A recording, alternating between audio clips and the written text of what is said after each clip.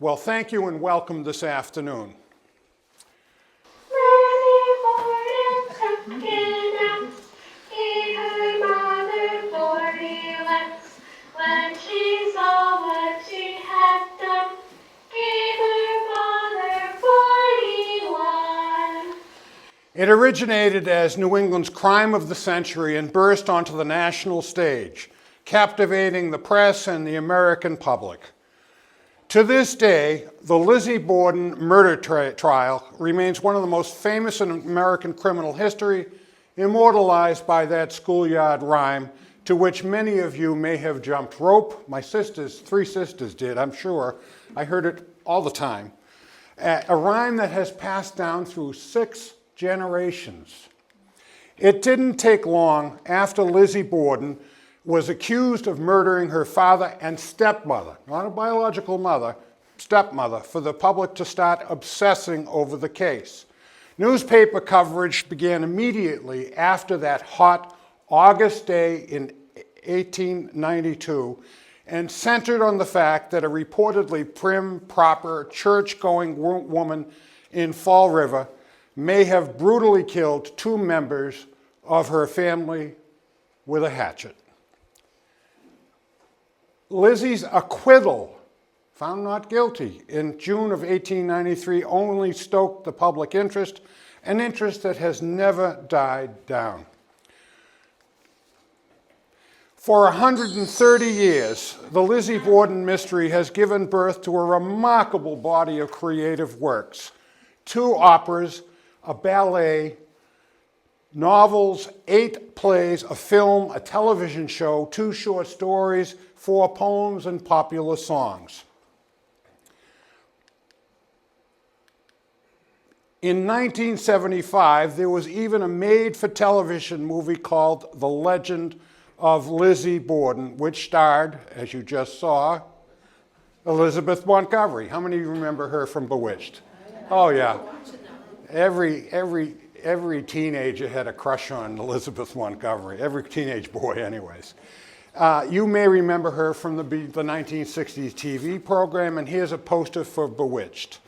Interestingly, Elizabeth Montgomery was, in real life, a 6th cousin of Lizzie Borden. Her movie brought the story to a new generation. And what's the latest for Lizzie Borden fandom? A rock opera called Lizzie the Rock Opera. This is a woman who works for the Library of Congress, and her sole job is to keep track of all the documents and media references about Lizzie Borden. That's her job. She's in charge of the Lizzie Borden collection. Now, the facts of the case are fairly straightforward. During an oppressive heat wave in August 1892, prominent Fall River residents Andrew and Abby Borden were brutally murdered in their home. Each had received multiple blows to the head with a hatchet. The only serious suspect, really, there was no other person running out of the house or anything. The only serious subject was Andrew's 32-year-old unmarried daughter, Lizzie, who was on the property at the time of the killings. Her older daughter, Emma, was out of town, and their live-in maid, Bridget Sullivan, was in her 3rd floor room, resting from a morning of window washing, but also vomiting from eating spoiled or, as some suspect, poisoned mutton stew. What separates this crime from others was the combination of an unlikely suspect, the rise of sensationalized journalism, and the fact that it offered a morbid view into the shortcomings of what some considered to be high society. Some say the case has gotten so much publicity because the proper Victorian era couldn't fathom that someone among the upper class, especially a woman, could commit such an atrocious crime.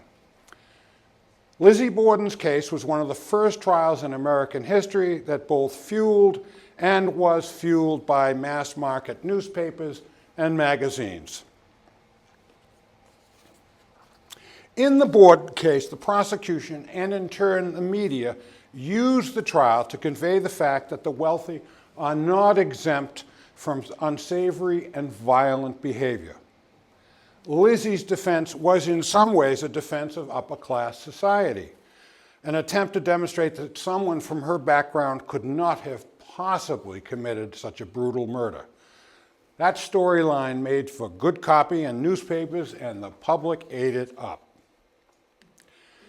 Fall River, of which this is a beautiful aerial view, was a boomtown in the Gilded Age. Now, we're talking about 1892, folks. Its skyline was filled with the smokestacks of cotton mills driven by the city's fast-moving rivers. And those cotton manufacturing plants had made a small number of families quite wealthy, and the Bordens were among them.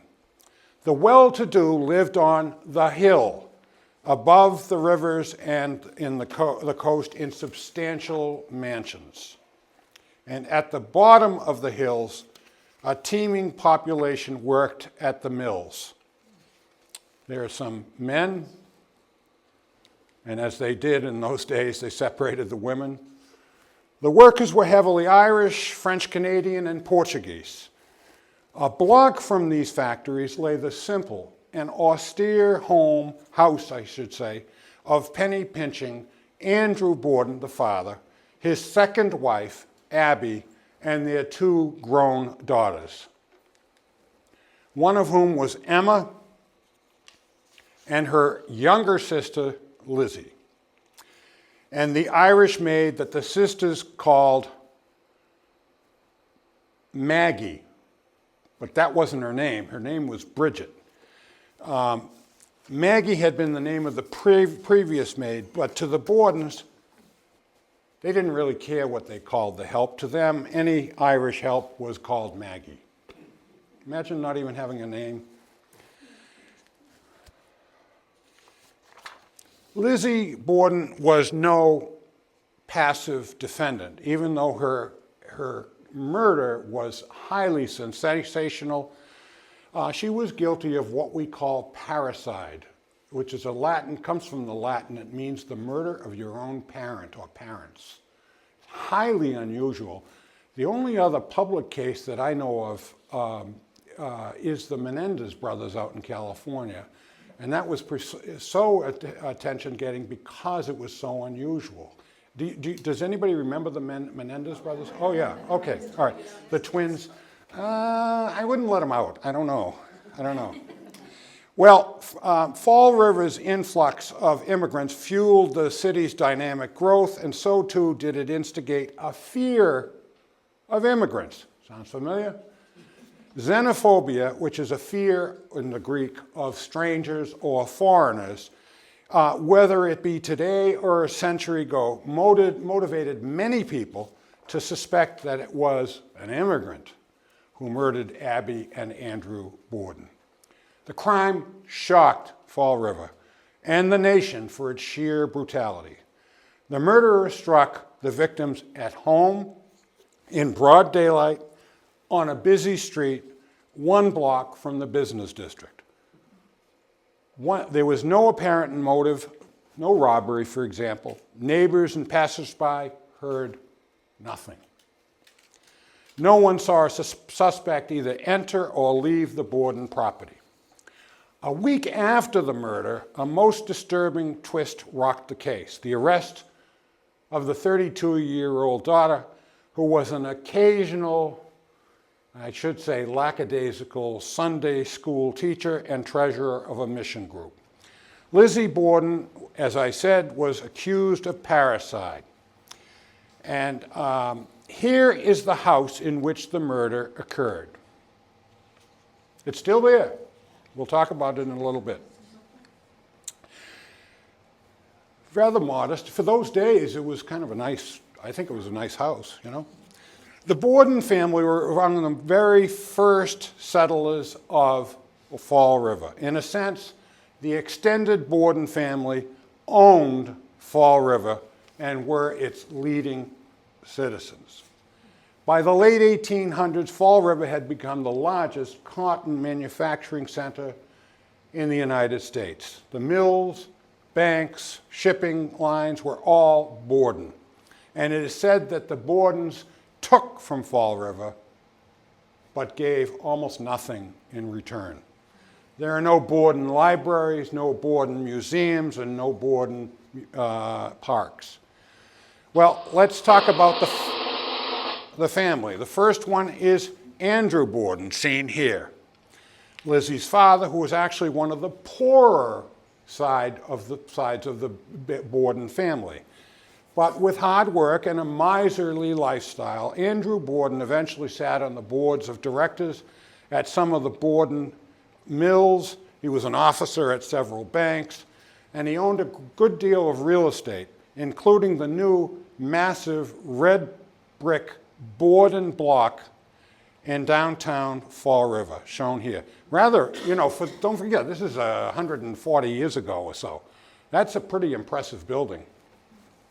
I'd like to have something named after me, even if it's a paperclip, I don't know. In any event, they call that the Borden block. Andrew Borden was worth more than $7.6 million in today's currency, but he hated to spend a nickel of it. At 69 years of age, Borden was a brusque and unfriendly man, and his personality dominated the Borden house. Andrew and his first wife had two daughters, Emma and Lizzie, born 11 years apart. But his first wife died, and he was left to raise two daughters, Emma, age 13 at the time, and Lizzie, age 2. And within 2 years, he married a second wife, or took a second wife, Abby, who tried, without success, to have a good relationship with the two daughters. And here's Abby. She was about 64 years old, 5 foot in height, and 200 pounds. Andrew Borden's older daughter, Emma, was 42 years of age and never married. Although Emma was 10 years older than her younger sister, Lizzie completely dominated her. Unlike Lizzie, Emma was small, almost frail, shy, and quiet. Lizzie, by comparison, was big and strong. It's almost like they weren't even related. And there she is. She was what I would call a battle axe or a hatchet axe, I don't know. She was cold and abrupt. She was also socially ambitious, but her father's frugality held her back. She visited Europe and later longed to live as she believed her name and money entitled to her among the society people on the prestigious hill of Fall River. And here is one of the houses, by comparison, that sat on the hill. It's beautiful, huh? Beautiful, just beautiful. Now, the hill had fine homes with lovely views, but Andrew Borden would have none of that. His family would live down in the flats, in the business district at the bottom of the hill. It was hardly fashionable, heavily trafficked, and heavily polluted, sitting in the shadow of nearby factories.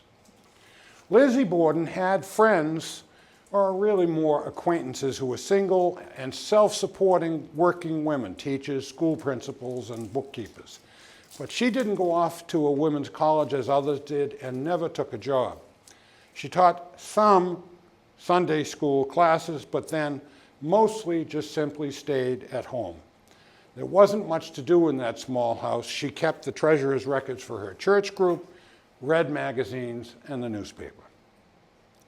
Her existence might not have been so tiresome if the Borden house had included amenities like a piano or new furniture to replace the 40-year-old furniture, or electric lighting, and perhaps an indoor toilet. People with far less money had such conveniences. And families on the hill indulged in luxuries, garden parties with orchestras imported from Boston, and collations on their lawn, shown here. Andrew Borden, however, was content to accumulate his riches and remained adamant against spending them. So Lizzie, who had neither a career nor was she a society hostess, didn't experience any of the joys of work or creature comforts. Lizzie, and to a lesser extent Emma, didn't get along with their stepmother. Her resentment toward their stepmother reached a fever pitch after her father helped out his second wife's family financially, and Lizzie complained bitterly to her father. The Borden house was not a home. You didn't hear me refer to it as a home. When I think of the home, it's hearth, fireplace, a comfortable place, not too much tension, although there's always something going on. But there really wasn't a great deal of love and warmth that usually flows from a home. And moreover, the house was strangely run like a locked ward. Every time a door was entered, even an interior door, a family member locked it behind them. The Bordens kept all the outside doors locked on the ground floor, even on the briefest errand to the backyard. And the relationship between father was more than a bit strange. Let me put it that way. The father gave his daughter his own middle name, Andrew, and he gifted her a special ring with an inscription between the two of them. One of the two doors to Lizzie's bedroom opened into her father's. She, on a nightly basis, would put furniture up against it. So, right after the murders, the court convened an inquest to determine how and when the death occurred and the perpetrator, if any. Lizzie Borden and other witnesses were examined. She had an attorney. She could have invoked her Fifth Amendment or constitutional privilege against self-incrimination and refused to testify, but she did not. Her inquest testimony was a debacle. She evaded, circled, contradicted, and revised her story as she went along, revealing both scorn and a haughty attitude towards the district attorney. She claimed that at the precise moment her father was being hacked to death, she was in the upper loft of their barn on a sweltering August day, slowly eating 2 or 3 pears for about 20 minutes. And her testimony at the inquest was really all over the map. She had been in the barn behind the house, she said, for about 10, 15, or 20 minutes, long enough for her to miss her father's murder. Alternatively, she was in the barn looking for lead to make fishing sinkers, even though she hadn't gone fishing in 5 years. Or she had been in the barn looking for a piece of screen to repair a window. She had eaten some pears, perhaps 2 or 3, while looking out the window, or maybe she wasn't looking out the window. And after some time, she walked back a few yards to the house and heard a grating noise of her father groaning, or maybe she heard nothing at all. And she had spent the entire morning in the kitchen reading or perhaps eating a cookie.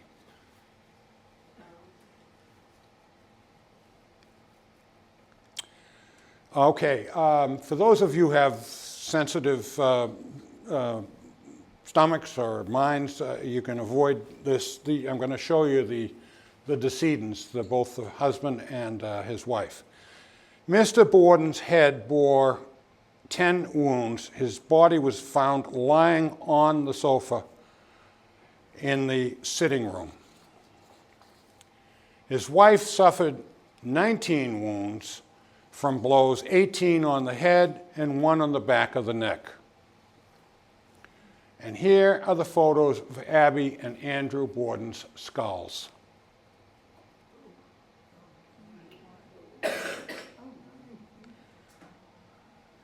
And here's Andrew's. All right? The weapon used was apparently a hatchet. Not this hatchet. This is just a simple example of one. Or an axe. They didn't know. Police found a hatchet without a handle when they searched the Borden house. Remember, they didn't have DNA in those days. So let's move on to the trial, and we'll talk about the judges. These were the 3 judges. It was a 3-judge panel. We had Chief Justice Mason, and two of his colleagues, Judge Blodgett and Judge Dewey. Now, Chief Justice Mason had three daughters, all of whom were about the same age as Lizzie. Justice Borden had also three daughters, and all of whom were just a few years younger than Lizzie. It is Justice Dewey that I want to focus on this afternoon. Just 6 years before the murders, Governor George Robinson, governor of Massachusetts at the time, appointed Dewey to the bench. You know that we have gubernatorial appointments in this state, unlike, 37 other states where people have to run to be a judge. We are appointed for life, or as they changed it in 1973 under Governor Sargent, we serve till the age of 70 and good behavior. If you engage in some bad conduct, they can remove you or impeach you, but otherwise you're there till the age of 70. Now, so who is this governor who appointed? Oh, there he is, right there, George Robinson. And remember that name, please, because it's going to reappear in our story in just a bit. Here are the prosecutors. At the time of the Borden case, the Attorney General of Massachusetts prosecuted all murder cases throughout the state.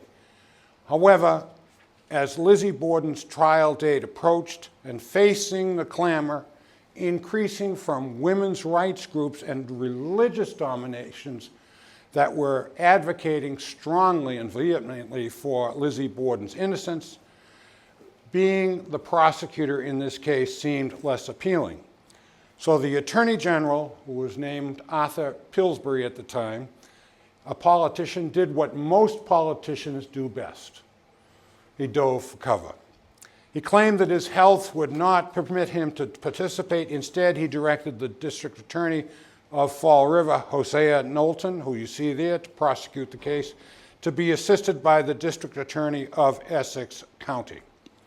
Now, Prosecutor Knowlton approached the trial with a noticeable lack of zeal. And it was only years later when a letter from this fellow to the Attorney General surfaced and revealed why. Look at this letter. My dear sir, he's writing to the Attorney General, I've thought more about the Lizzie Borden case since I talked with you, and I think that it may be well to write to you. Personally, I'd very much like to get rid of the case. Imagine saying that? I'd very much like to get rid of the case and feel that my feelings in that direction may have influenced my judgment. Knowlton's approach to the case was highly suspect. At the grand jury, he even offered to Lizzie Borden's defense team the opportunity, which is virtually unprecedented. I've only heard of it once in my legal career, to allow a defense attorney to make arguments to the grand jury. Usually it's a prosecutor-only enterprise. And even more surprising, when Lizzie Borden was found not guilty, he went over to congratulate her. Here's the defense team. At first, her defense team consisted of these two lawyers, Melvin Adams and Andrew Jennings. But strangely, and this may sound like inside baseball in the courts, but I can tell you that the selection of a judge largely determines the outcome. We're all different. We all have different predilections. The selection of a jury is highly important. And if you get a good jury, it's more likely, if you're a criminal, that you may be found not guilty. So, strangely, just before the trial was to begin, she's already got two lawyers, folks, and oddly coincidental to the announcement of who the judges were going to be, the defense suddenly selected a third attorney, George Robinson from Chicopee, the western part of the state. Now, Robinson was the very governor who had appointed the trial judge Dewey. Remember I told you about Dewey? to a lifetime judgeship just a few years before. Imagine the fellow who gives you your lifetime job is now the defense attorney. And it's highly curious that he was brought into the 11th hour, just as Judge Dewey, his appointee, was publicly named to the panel of trial judges. And Judge Dewey had an emphasis or an influence on the three-judge panel more than as being a single member. He essentially, see what happens in a panel is two of the judges will say, well, who wants to do the heavy lifting on this? And they let Dewey take control of it, even though there was a Chief Justice in the panel. Rarely in Massachusetts, more importantly, do lawyers from the western part of the state try cases in the eastern part of the state. As a matter of fact, I've tried hundreds and hundreds of cases, and I can only think of maybe 4 or 5, like 0.1% where there was a trial lawyer who was from the western part of the state who was trying a case in the eastern part of the state where I was. And the corollary is true. Boston lawyers, even to this day, rarely will try a case in Springfield or Hampden County. George Robinson had been governor for 3 terms, but more intriguingly, he wasn't even an accomplished trial lawyer. He may have had 1 or 2 under his belt, small-time stuff. His involvement, although it was legal, was highly suspect ethically. Was political hackery at work in Massachusetts, of all places? The day before Lizzie Borden's trial began, a carnival-like atmosphere settled over southeastern Massachusetts. Business stopped, people gathered on the sidewalks and everywhere. The sole topic of conversation was the Lizzie Borden trial. Western Union installed 30 new telegraph lines, and coverage was international. This was no ordinary murder trial. New Bedford's hotels and lodging homes it was tried in New Bedford. I should point that out. The murder occurred in Fall River, but it was tried in New Bedford. New Bedford's hotels and lodging houses were overwhelmed with reporters from all over the nation. Now, at the time, it was a simpler time, I must tell you. Our nation was relatively tranquil. We probably could use a little bit of that today. The press naturally seized on the sensational Borden trial as the story of the year. The public was hungry for the gruesome details of the double murders, and the press was prepared to satisfy that hunger. Immediately after Lizzie's arrest, the press began a sustained campaign of pretrial publicity in her favor. In 1893, the press, like the rest of America, was aghast at the possibility of seeing a woman sentenced to death, which would have been the sentence if convicted of the capital crime of murder. The press also reflected the American public's attitude. It was difficult to believe that a woman with Lizzie's background and social position was capable of committing these horrible crimes. Now, let me step back and tell you, even though theoretically, she would get the death sentence, the chances were no woman had ever been executed in United States history, in American history. It hadn't happened. I mean, the Republic at that point was over 105 years of age, and no woman had ever been. The governor can always commute the sentence to life imprisonment, and you've heard about those sort of commutations. Feminist organizations rallied militantly around her. In speeches, the powerful president of the Women's Christian Temperance Union gave speeches referring to Lizzie Borden as a poor, helpless child.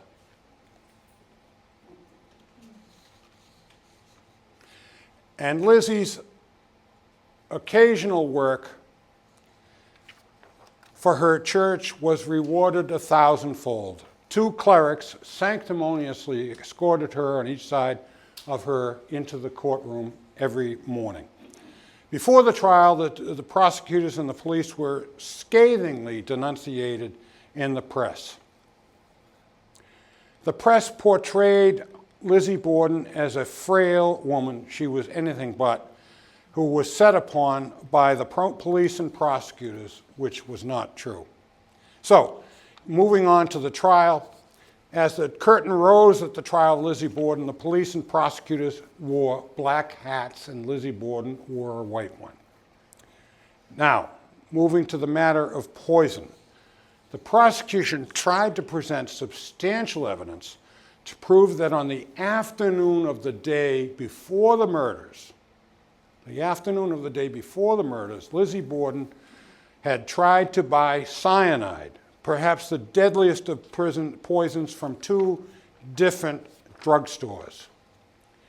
One of them was D.R. Smith's drugstore in Fall River, seen on the right there, you can barely see it, and the other was Eli Bent's. And I was surprised and delighted to hear that Mrs. Bent's is here today. There we go. Could you take a bow?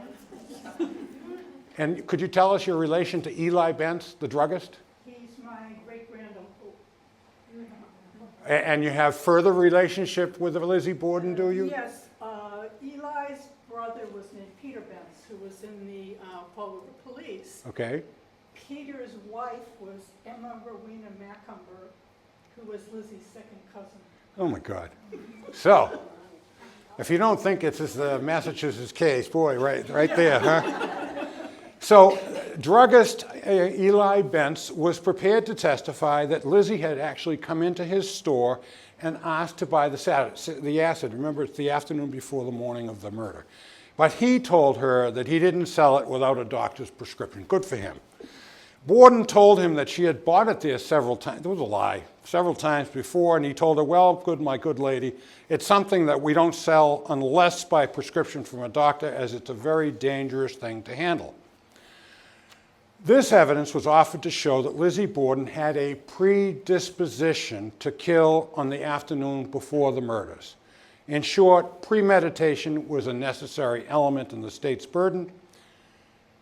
But in a shocking decision, the trial judge excluded all of this evidence from being heard from the jury. This was a great evidentiary victory for the defense. And there we are. We see our relative there, or your relative, not mine. Lizzie Borden didn't take the witness stand. Instead, her principal defense, through her attorney, was that her background was reputable, that she had engaged in religious and charitable enterprises and therefore was incapable of committing these crimes. Her defense attorney made a short opening statement. He began with a personal plea for the defendant, telling how he had known the family of Andrew Borden for many years and that he had a high regard for them all. He then dealt at some length on her church and charitable contributions and on her domesticity. He concluded with the following: the proof that the law requires is that Lizzie Borden did it and that there is absolutely no opportunity for anyone else to have done it. Now that is absolutely an incorrect statement of the law. The burden is not never, on the defendant to prove her innocence. Instead, it's not on the prosecution to prove that no one else could have done it. That's what I meant to say. Also, it is completely improper for an attorney to put their personal feelings into the case, saying, well, I know the family and they're really good people and she's a swell lady and I play cards with her on Thursday or something like that. It's completely improper argument. But he got away with it. The lawyer got away with it. And there's two seriously wrong things. As I said, it's improper an argument to interject personal view as to the character of the defendant. Why? Because putting them in a testifying role without being under a witness oath or subject to cross-examination is inappropriate. But the more serious misstatement of the law is that the prosecution was required to prove that there was no way anyone else could have committed the murders. That's not the burden of proof. Now, that lawyer, like all lawyers, was experienced. He knew the burden of proof. This was no accident. And he got away with this at the very start of the trial. That was not the law in Massachusetts and never has been in any state either before or since this murder trial. This was no slip of the tongue. The judges saw it and did nothing to stop it. The question confronts us, why? And in closing arguments, the defense goes first, so we turn to that portion of the trial. And there's George Robinson, ex-governor, addressing the jury. Whatever defense counsel Robinson lacked in professional skills as a trial lawyer, he made up for it in showmanship. He cast himself in the role of a country lawyer, confiding in 12 true blue Americans. I can't believe these people fell for this crap. Calling on the noble causes of patriotism, God, motherhood, and the protection of womanhood, the sanctity of the... What a bunch of whatever. And incidentally, by the way, throw in, she should be acquitted. He actually had established he was a Paul. He had actually established a close rapport with the jury during the trial. He used rhetoric, poetry, bombast, threats, pleas, and a gross distortion of the evidence. The facts Robinson told the jury were loose, but his grip on that country jury was tight. He argued that it would be morally and physically impossible for Lizzie Borden to have committed these crimes, and denounced the Fall River police because they were discourteous in questioning Lizzie on the day of the murder. Okay, well, who else was there? He stressed the absence of blood on Lizzie's person and clothing immediately after the murders were discovered, which is true, ignoring the fact that she had had significant time before she called the police to dispose of or hide her bloody clothing. And remember, there was no DNA evidence a century ago. And he referred to the handleless hatchet. It ended up in 2 pieces, by the way, which the medical experts had testified. The experts for the prosecution said that they fitted accurately into the skulls of both Mr. and Mrs. Borden. He mocked that, saying, "This is an Underhill hatchet made by the Underhill Manufacturing Company. Thousands of these were made and sold. You and I remember them as boys." Remember, it's an all-male jury, right? Women were not allowed on the jury in those days. Robinson's years of political speechifying served him well. He played the jury like musical instruments. He was sentimental, maudlin, even humorous at times. He was a country lawyer in that day in whom the jury could trust and believe, and they did. Hosea Knowlton, the prosecutor's closing argument, was both short and apologetic. He began with a lengthy tribute to Lizzie Borden. He's the prosecutor. She's a Christian woman with the rank of lady, the equal of your wife and mine, a woman we believed is incapable of such a crime. I don't know what side of the courtroom he's on here. I do not underestimate the strength of a good Christian character. The prisoner is a woman, one of a sex all high-minded men revere and all generous men love. This is the prosecution. Although Knowlton's closing argument was not entirely defense-oriented, it was half-hearted at best. At one point, he even said, this astounds me. He said to them, "It is scarcely worthwhile to recapitulate the evidence. I will not do it."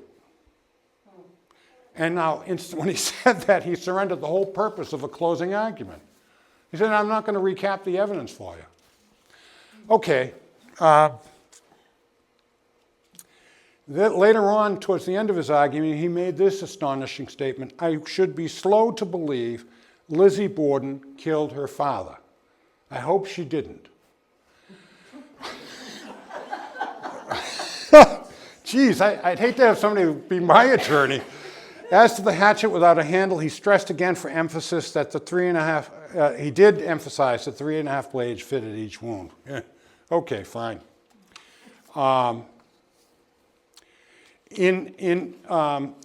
he ended his closing argument, the Chief Justice, in accordance with the law of Massachusetts, asked the defendant if she would like to have anything to say. Now, by law and constitutional right, a defendant doesn't have to say anything, but except for this brief statement. Lizzie Borden stood up. You'll see it here. There she is at the bar. We call it at the bar. It's a bar of wood, piece of wood. She said, "I am innocent and I leave it to my counsel to speak for me." She should have said, "I'll leave it to my counsel and the prosecutor to speak for me." So those 13 words were the only words spoken by Lizzie Borden in one of the most spectacular trials in American history. But we're not quite done. After the closing arguments of counsel, the trial judge instructs the jury on the law. Now, it is forbidden for a judge to express his or her personal opinions on the guilt or innocence of the defendant. I mean, you know, it's just verboten to say what you think. But that's exactly what happened. Putting it another way, the trial judge placed his thumb on the scales of justice. Judge Dewey, who was appointed to the bench for life by the very defense attorney who was arguing before him, unmistakably reveals his opinion that the jury should acquit Lizzie Borden. After the trial was over, a colleague of Judge Dewey's on the bench, in a highly unusual move, judges simply don't do this in public with other judges. This other colleague of his criticized Dewey openly, calling his jury charge a more effective argument in favor of Lizzie Borden than that delivered by her own defense attorney. And he declared it was not the prisoner, but the Commonwealth that didn't have a fair trial. Generations later, in the early 1970s, another respected Massachusetts judge, Robert Sullivan, in the 50s and 60s, studied the trial transcript. And I put over there, where Rachel is, a series of books that I've read and used as the background for this, and some of them anyways. And this book is called Goodbye, Lizzie Borden. And it is the only book that accurately tells you what really went on in the trial. I had done all my research, had read about, I don't know, 8 or 9 books, looked at it from every different direction, and I said, this isn't right. And then I discovered Judge Sullivan's book, and he said everything that I had thought. The guy he's brilliant, because I agree with him, you know? All right. In any event, he studied the trial transcript and he found Judge Dewey's charge, meaning his instructions to the jury. How many of you followed the Karen Reed case? Just a couple of you? Okay. Well, you know when the judge instructs the jury, it's called also a jury charge, and he or she gives the law to the jury. Well, Judge Sullivan studied it and said it was a loud and clear instruction to the jury to find her not guilty, and he even highlighted 5 specific miscarriages of justice, 2 of which we're going to examine now. And here is what Judge Dewey said. First, as to her character, he said, the government has conceded that the defendant's character has been good and has been one of active benevolence in religious and charitable work. She really wasn't that, high-minded, to be honest with you. He may raise a reasonable doubt of her guilt, even in the face of a strongly incriminating circumstance. In other words, put off all the evidence about her guilt and just look at her character. And secondly, he even invented a scenario of the possibility of another murderer. I mean, no judge ever does this sort of stuff. He said, consider the possibility of there being another assassin other than herself. Just mind-boggling. What the judge did was wrong both legally and morally. And so ended this debacle of a jury instruction. Even the dean of reporters at the time, whose trial coverage had virtually canonized Lizzie Borden before the trial, couldn't stomach this charge, and he wrote a scathing story that was published that said, judge's plea charge was a plea for the innocent. Had the judge been the senior counsel for the defense making the closing plea for the defendant, he could not have done a better job. Defense attorney, let's see, what do we have here? Yeah, okay. Defense attorney Robinson's was improper, misleading, and purposely deceptive, capped by Judge Dewey's ethically challenged jury instructions, sealed the fate of Lizzie Borden. The jury retired and took a vote. They then waited an hour and a half to just simply make their deliberations look respectable. Thousands crowded the New Bedford courthouse waiting for the verdict, not guilty.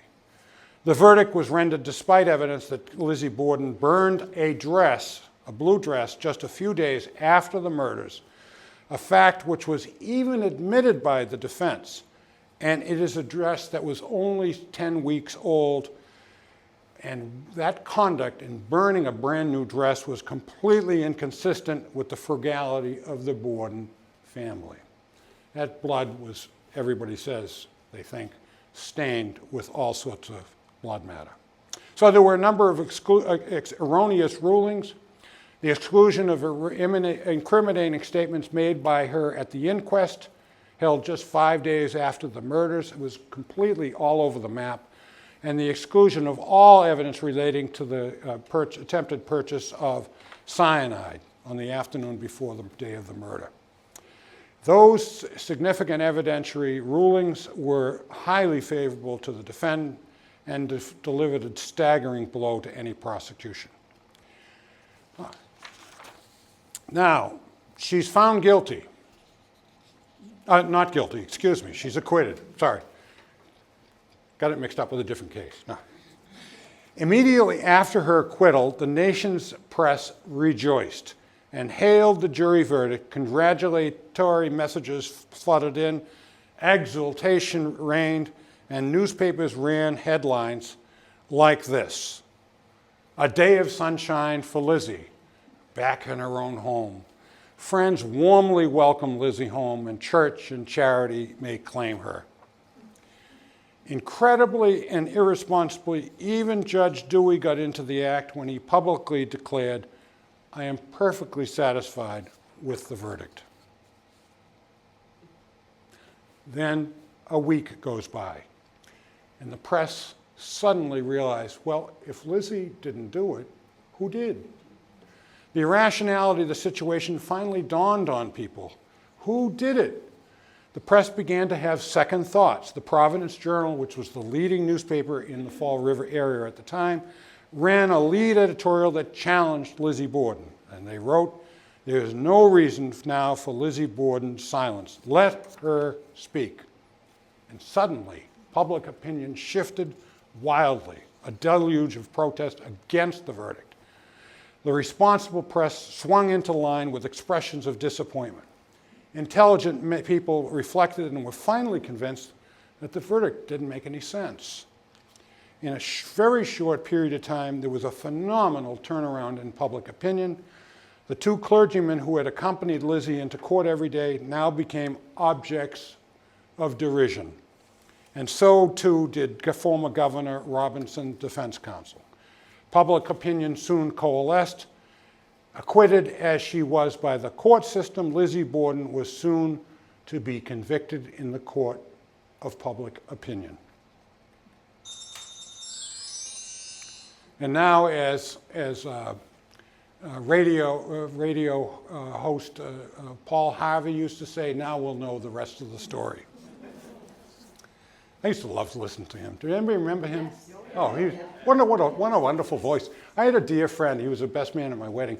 If he was driving and Paul Harvey was in the middle of the story, he'd just keep driving so that he could hear the end of the story, way past where he needed to go. Less than 2 months after the murder of her father and stepmother, Lizzie Borden received her inheritance and promptly moved out of the house of murder and up to the hill section of Fall River she had long coveted. The house, of course, the new house, was fitted with the latest conveniences: electricity, a downstairs bathroom, a full bath upstairs. Lizzie Borden hired servants and a housekeeper, 2 maids, and a coachman who eventually became the family chauffeur. She christened the house Maplecroft, and she and Emma ate from monogrammed silverware and lived happily ever after? Not so much. After a dozen years and many disagreements, Emma consulted with her minister and decided to leave Maplecroft. Let's see if I have Maplecroft. That's it. Pretty nice, huh? Yeah, I'd kill my parents to get into that house. It seems that Lizzie Borden at the time had her eye on a prominent actress, Nance O'Neill, very famous internationally, who in 1904 audiences all over the world were raving about. Lizzie Borden loved the theater.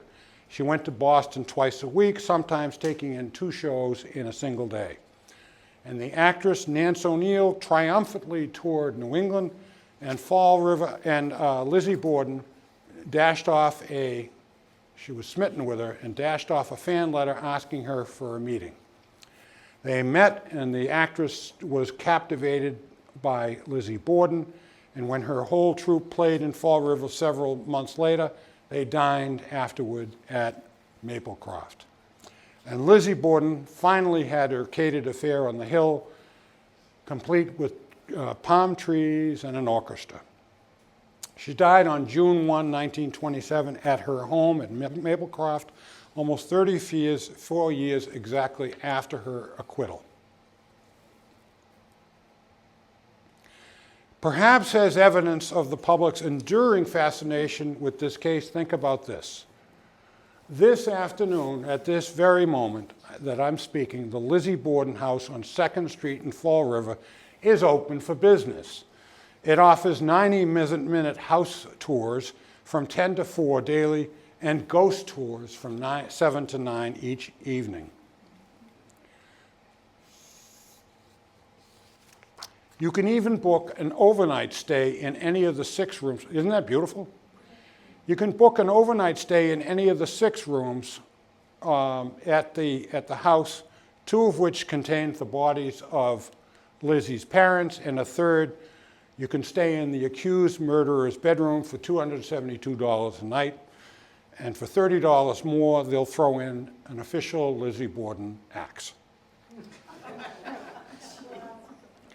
And as the website for them says, join us to stay, play, and for a hauntingly good time.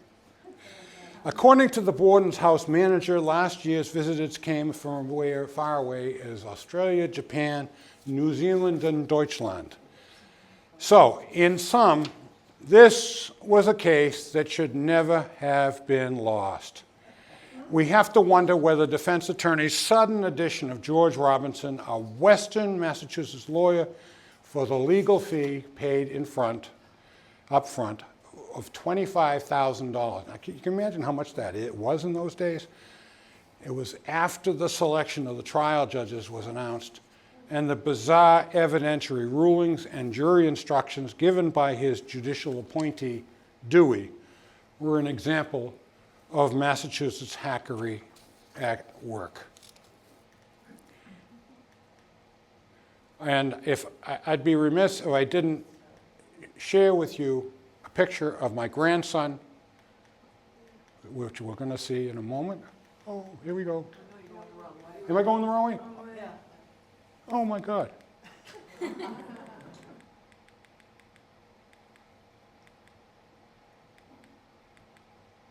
There he is. He was less than 1 year old at the time. And his name is Story. And there he is. He just turned 9 last Tuesday. He got a brand new bike courtesy of his grandmother and grandfather. Isn't he? He's a sweet boy, very sweet boy. If you have any sweet girls, we'll line them up for her. And here's my granddaughter. Her name is Alma. She's all of 3 years old. She's in the fashion district of Manhattan. I don't know whether she thinks she's a model or something. And I want to thank Rachel and the Friends of the Thayer Memorial Library for hosting this afternoon's program. Thank you.